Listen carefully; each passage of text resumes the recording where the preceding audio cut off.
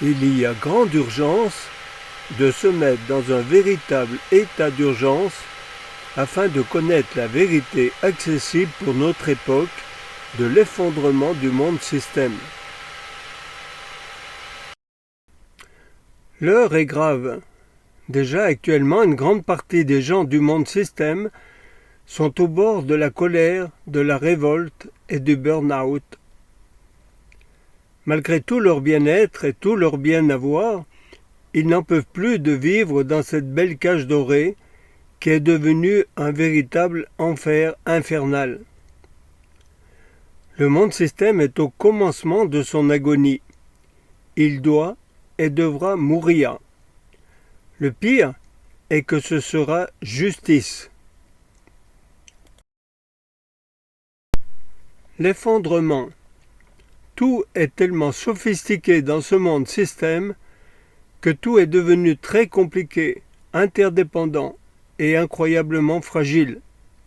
Sur tous les plans, de gigantesques problèmes mondiaux sont devenus insolubles. Tout est sur le point de s'écrouler. Le collapse est inévitable. Les finances en faillite, la fin de l'argent liquide qui entraînera la fin de la liberté, corruption des religions, de la politique et du travail, fin des énergies bon marché, pollution, pandémie et cataclysmes naturels et artificiels, famine, guerre civile, troisième guerre mondiale, dictature, décadence et immoralité humaine généralisée, surpopulation, des millions de réfugiés affamés vont déferler et envahir l'Europe. L'inventaire est presque sans fin. L'effondrement de la gigantesque tour de Babel système est inévitable et c'est même imminent.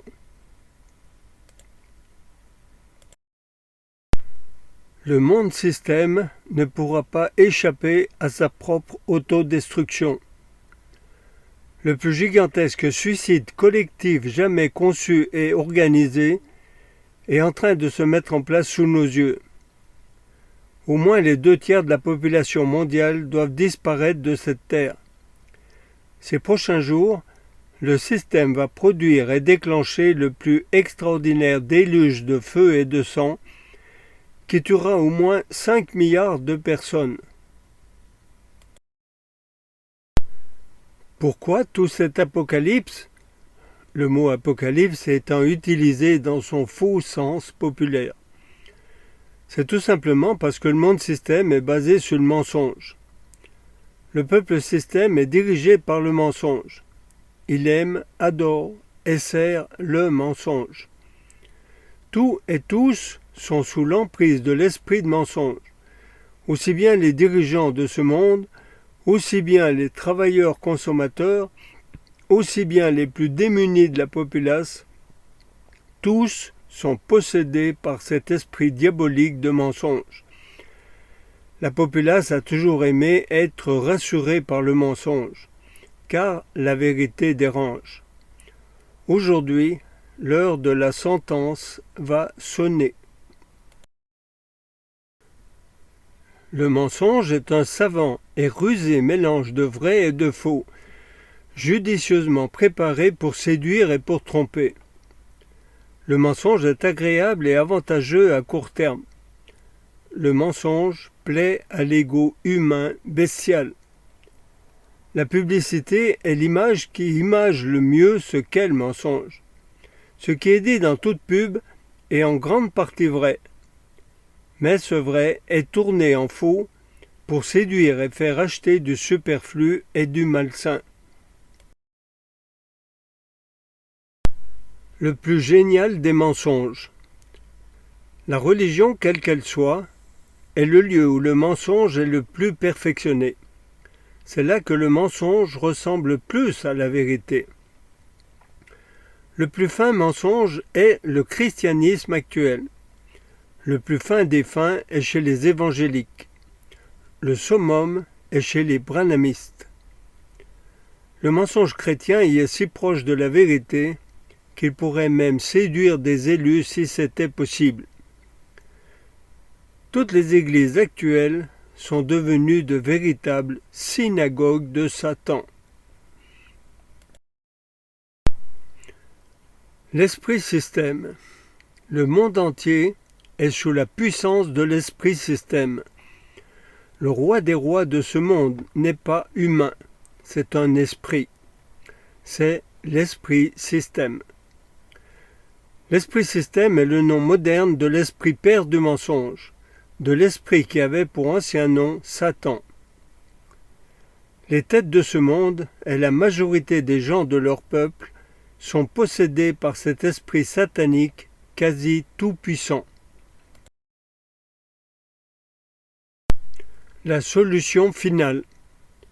Tous ceux qui ont reçu en eux, par pédigré, par naissance, l'amour du mensonge, l'amour de l'esprit système, ne supportent et ne peuvent absolument pas supporter la vérité. Tous sont déjà ou seront inévitablement possédés par cet esprit diabolique qui les poussera à accomplir la solution finale de leur monde système. L'inévitable sera pire que ce que l'imaginaire peut imaginer. Le monde système s'est réellement moqué de la vérité pendant des millénaires. Toutes les civilisations ont toutes été basées sur le mensonge. Elles ont toutes eu une période de croissance, puis une apogée, et toutes ont finalement sombré dans la mort. Le monde système actuel, encore plus bâti sur le sable du mensonge, est inévitablement à la veille de sa fin. Mais alors, que faire ? Que faire concrètement face à la situation catastrophique mondiale actuelle ? Baisser les bras en se soumettant à l'inévitable, ou adopter la politique de l'autruche, enfiler un gilet jaune pour manifester contre des moulins à vent, déblatérer des insultes contre le gouvernement sur la fesse du bouc, verser sa goutte d'eau de colibri sur l'incendie, s'armer jusqu'aux dents et s'enfermer dans un bunker, ou bien mieux, prier pour que le bon Dieu sauve le monde de sa folie. Tout cela est de la pure folie populaire humaine. La meilleure solution a été écrite depuis 2 millénaires dans le dernier livre de la Bible. Et j'entendis du ciel une autre voix qui disait « Sortez du milieu d'elle, mon peuple, afin que vous ne participiez point à ses péchés et que vous n'ayez point de part à ses fléaux. » C'est écrit dans le livre de l'Apocalypse au chapitre 18 au verset 4. Aujourd'hui, c'est le même nouveau message. Sortez du milieu d'elle, sortez du milieu de Babylone, sortez du monde système actuel. Cette nouvelle voix s'adresse encore et uniquement à mon peuple, c'est-à-dire uniquement au peuple du Créateur Père éternel. C'est le peuple des amoureux de la vérité.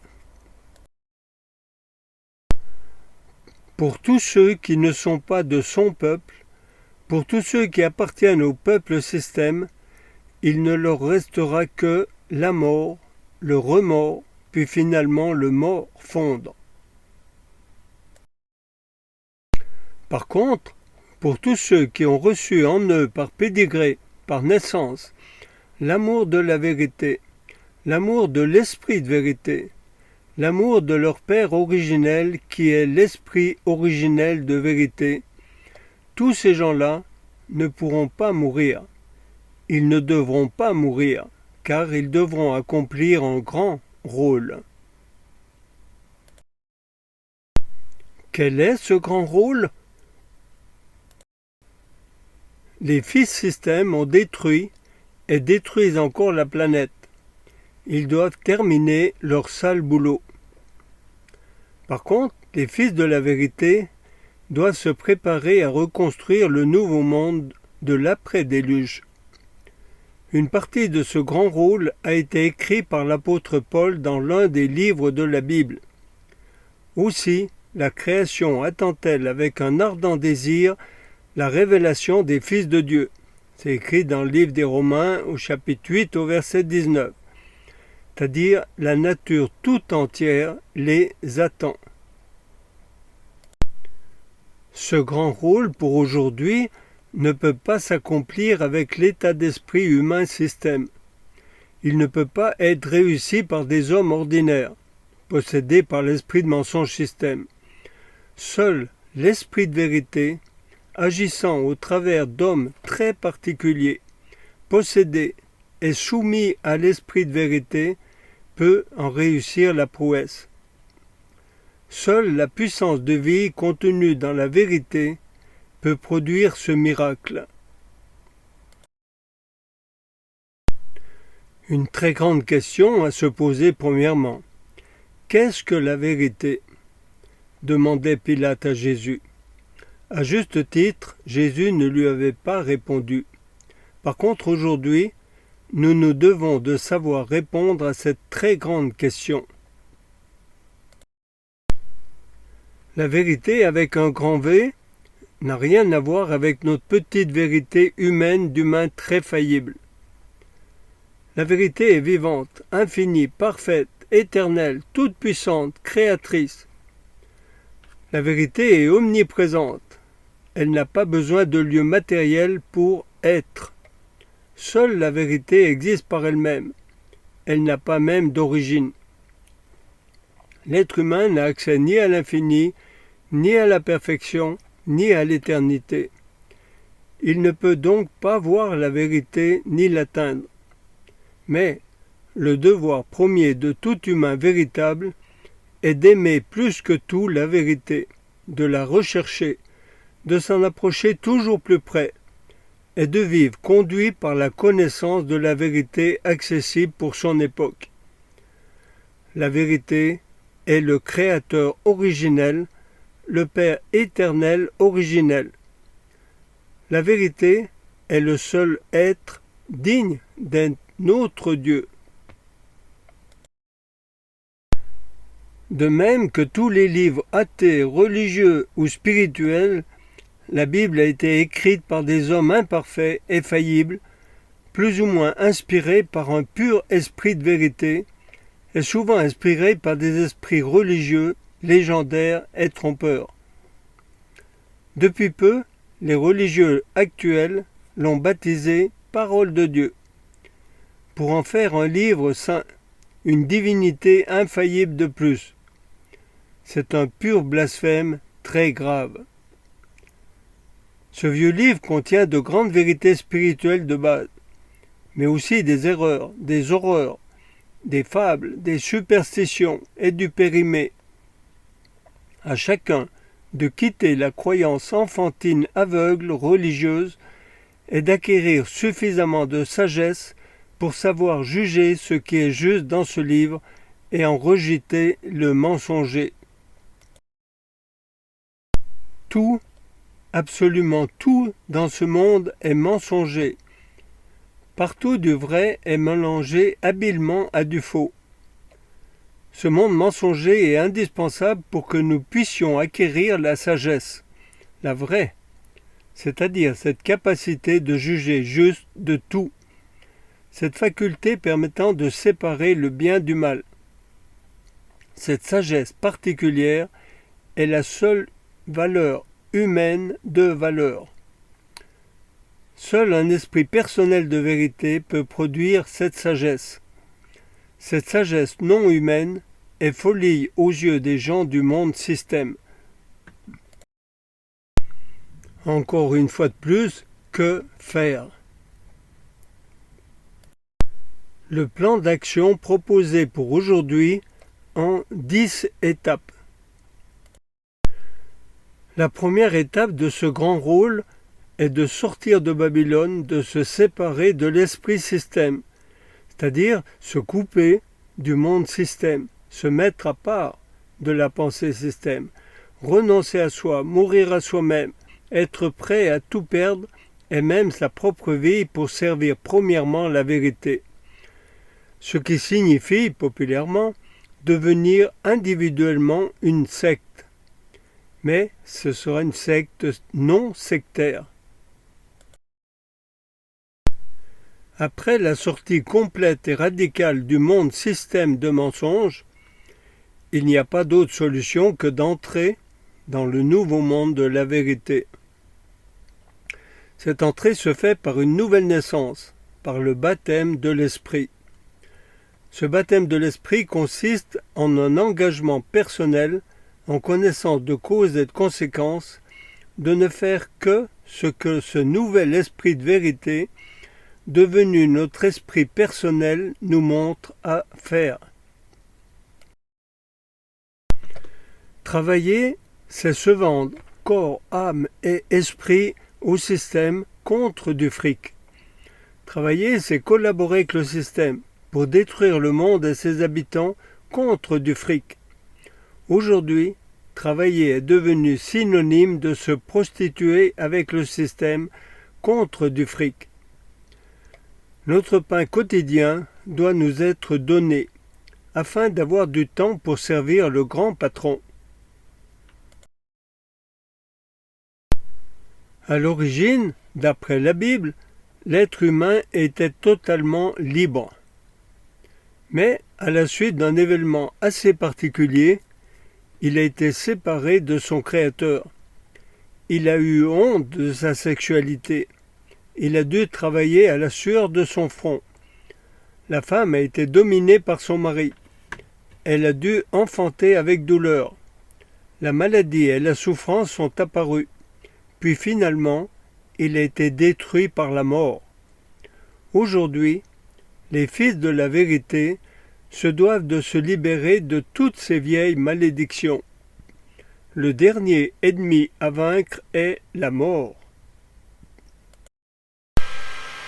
Il faut mettre en place ce qui permet de reconnaître tous ceux qui ont reçu en eux, dès leur naissance, l'amour de la vérité. Il faut utiliser le tarare pour secouer la paille du bon grain. Il faut administrer le bon outil désagréable, utile et nécessaire pour séparer les hommes de paille des hommes grains. Il faut rassembler le bon grain. Des arches de survie sont à construire en tout lieu. Ces arches de survie doivent être préparées et conçues pour être capables de passer par-dessus le futur déluge de feu et de sang, afin de sauver les hommes grains. Ne pas hésiter d'utiliser le fric, les outils et les moyens du système pour les construire au plus vite. Ne pas se laisser affaiblir par les croyances enfantines des religions écolos. L'important est bien ailleurs. L'important de préparer l'autonomie, car l'argent liquide va être supprimé. Après, plus personne ne pourra plus acheter ni vendre sans avoir la marque de la bête système, c'est-à-dire sans avoir le certificat officiel de soumission totale au système. L'autonomie maximale sera indispensable pour pouvoir vivre et rester libre. Le meilleur moyen pour que ces arches soient autonomes est de constituer un réseau de personnes et un réseau entre ces arches pour s'entraider et se complémenter.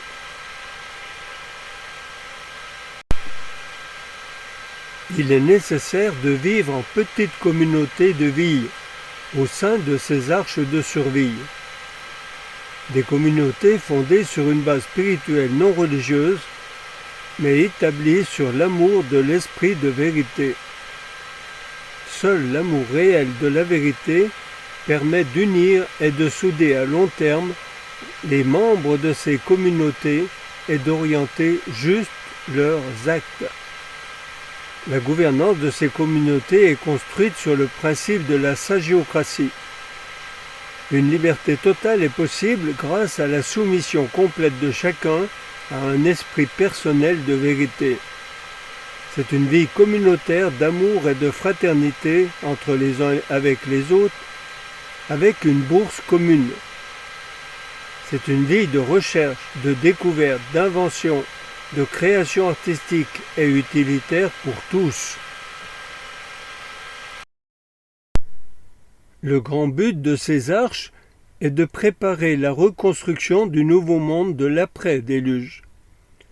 La première étape est de tester et de perfectionner un prototype à très petite échelle de ce que devra être ce nouveau monde.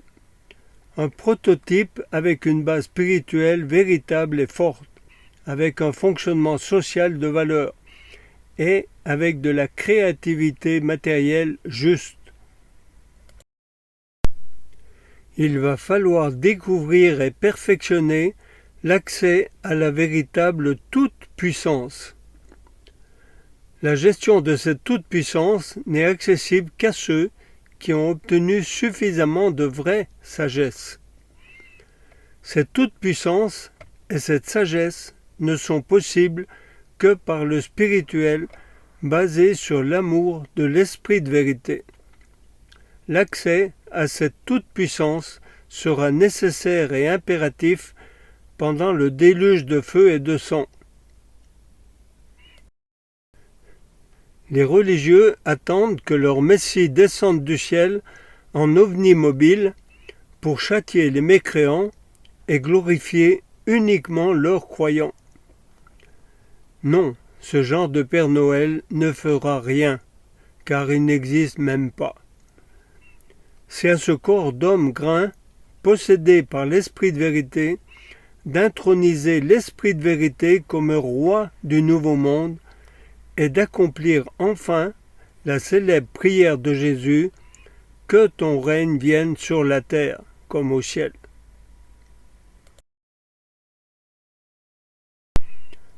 L'œuvre à réaliser est réellement surhumaine. Il y a beaucoup de pain sur la planche. Pour accomplir cette grande tâche, le grand patron embauche dès maintenant. À chacun d'investir son restant de vie au plus vrai.